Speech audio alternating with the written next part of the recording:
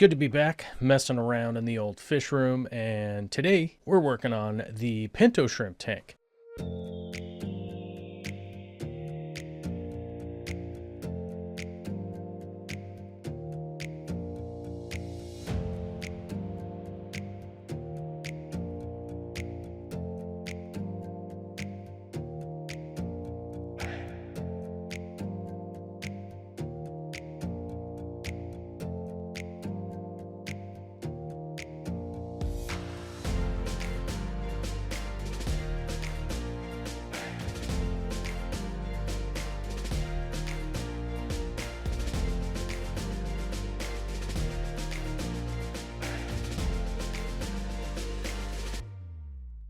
The pinto shrimp tank started to get pretty boring as far as I was concerned because I'd had it aquascaped for quite a while in a very specific manner, and I had a lot of small little kind of spindly wood going around in there, and to me, I just got kind of bored dealing with the same aquascape, and it was time to change it up.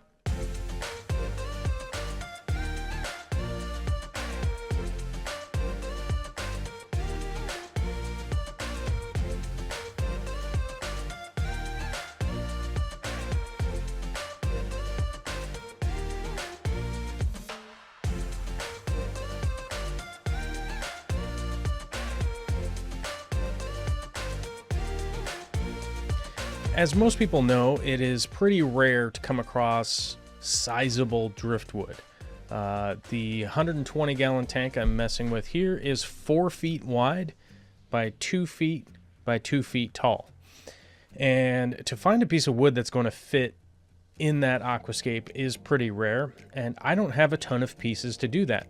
So I actually had to go over to the 240 and take a piece of wood out of that tank because it's 8 feet long.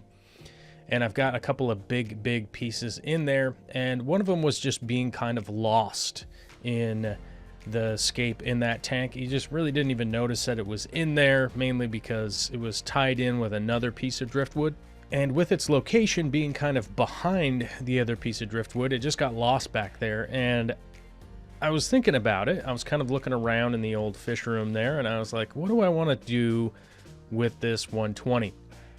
And I realized, oh, there's that piece of wood in the 240 that I'm likely going to take out because it's just occupying a bunch of space and no one's really noticing it. So I went ahead to take that chunk of wood out and realized that that thing weighs about 90 pounds now that it's completely waterlogged. It weighs about the same as a full bag of concrete, not the little bags, but the full-size 80-pounders. It feels like a little heavier than one of those and a little goofy to hold on to because of its overall length and shape.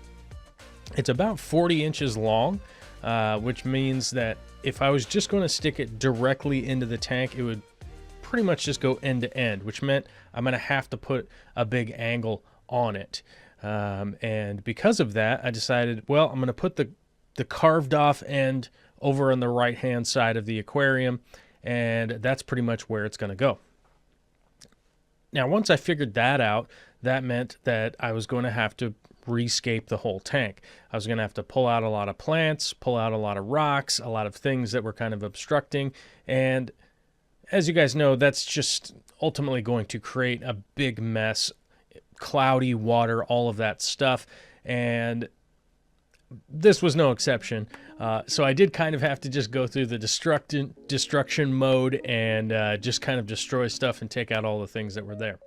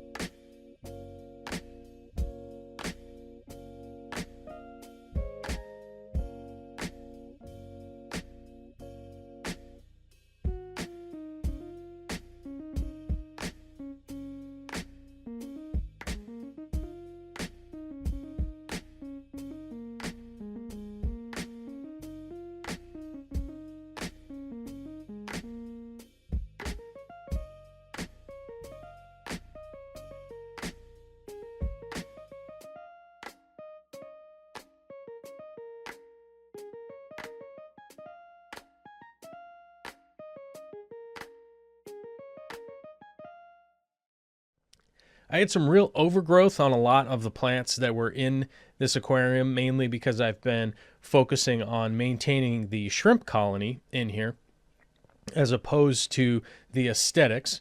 But slowly but surely, by pulling out Eriocallan, a lot of the cryptocorini that are in there, I do have a few different species that are doing quite well.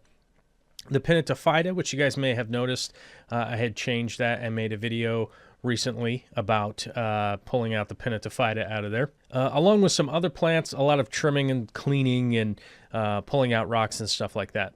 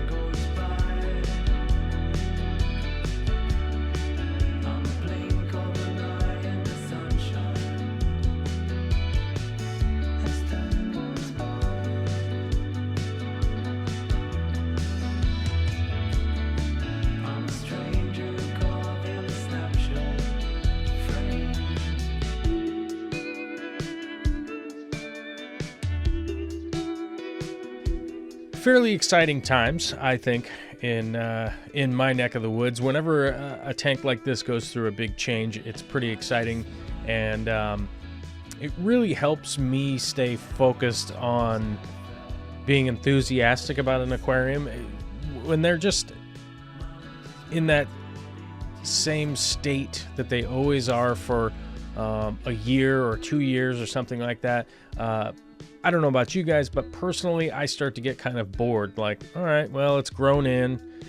I'm just kind of trimming plants, and I'm doing this and I'm doing that, and eventually it just gets kind of boring. So I'm glad that I had the opportunity to get this tank sort of redone.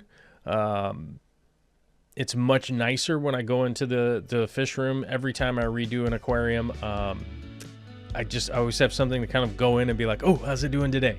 And I don't know if that's an experience that you guys have or not, but that's definitely true for me.